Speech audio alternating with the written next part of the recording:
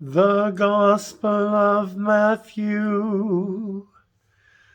Jesus heals a paralytic,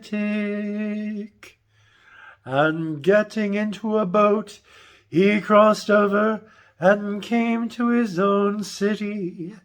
And behold, they brought to him a paralytic lying on his bed. And when Jesus saw their faith, he said to the paralytic, "Take heart, my son, your sins are forgiven." And behold, some of the scribes said to themselves, "This man is blaspheming."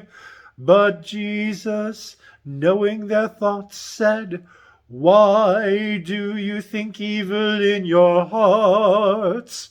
For which is easier to say, 'Your sins are forgiven,' or to say, 'Rise and walk'? But that you may know that the Son of Man has authority on earth to forgive sins." He then said to the paralytic, "Rise, take up your bed and go home." And he rose and went home. When the crowd saw it, they were afraid, and they glorified God, who had given such authority to men. The call of Matthew. As Jesus passed on from there, he saw a man called Matthew sitting at the tax office, and he said to him, "Follow me." And he rose and followed him.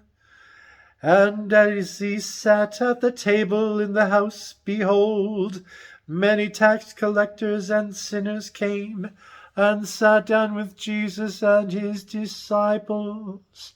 And when the Pharisees saw this, they said to his disciples, "Why does your teacher eat with tax collectors and sinners?" But when he heard it, he said, "Those who are well have no need of a physician, but those who are sick. Go and learn what this means. I desire mercy and not sacrifice, for I came not to call the righteous, but sinners."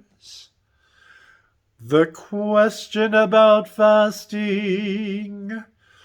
Then the disciples of John came to him, saying, "Why do we and the Pharisees fast, but your disciples do not fast?"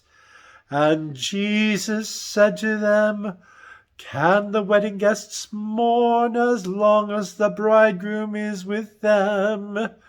The days will come when the bridegroom is taken away from them, and then they will fast.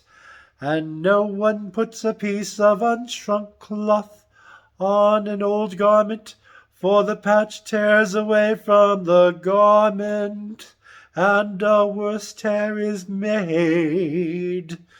Neither is a new wine put into old wineskins. If it is, the skins burst, and the wine is spilled, and the skins are destroyed.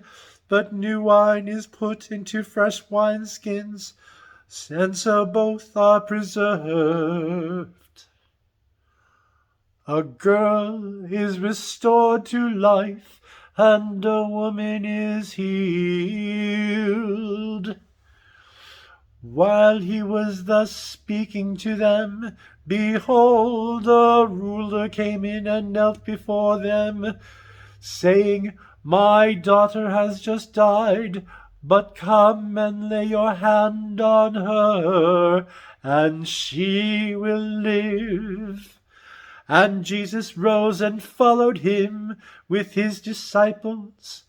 And behold, a woman who had suffered from a hemorrhage for 12 years came up behind him and touched the fringe of his garment. For she said to herself, "If I only touch his garment, I shall be made well." And Jesus turned, and seeing her, he said, "Take heart, daughter, your faith has made you well." And instantly the woman was made well. And Jesus came to the ruler's house, and he saw the flute players and the crowd making a tumult.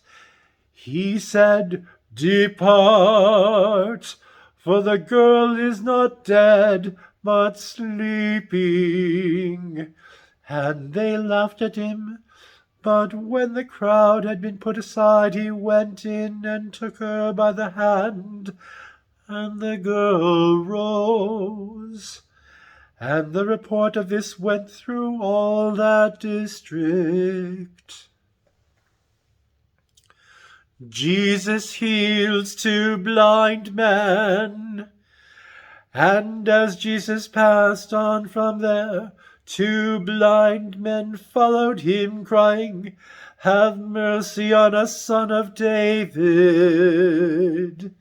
When he entered the house, the blind men came to him, and Jesus said to them, "Do you believe that I am able to do this?" They said to him, "Yes, Lord." Then he touched their eyes, saying, "According to your faith, let it be done to you." And their eyes were opened. And Jesus sternly charged them, "See that no one knows it." But they went away and spread his fame through all that district. Jesus heals a man who was mute. As they were going away, behold, a mute demoniac was brought to him. And when the demon had been cast out, the mute man spoke, and the crowds marveled, saying, "Never was anything like this seen in Israel." But the Pharisees said, "He casts out demons by the prince of demons." The harvest is plentiful, the labors are few. And Jesus went about all the cities and villages, teaching in their synagogues and preaching the gospel of the kingdom, and healing every disease and every infirmity. When he saw the crowds, he had compassion for them, because they were harassed and helpless, like sheep without a shepherd.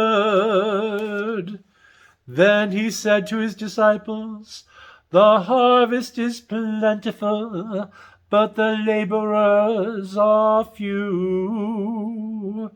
Pray, therefore, the Lord of the harvest to send out laborers into his harvest." The Gospel of the Lord.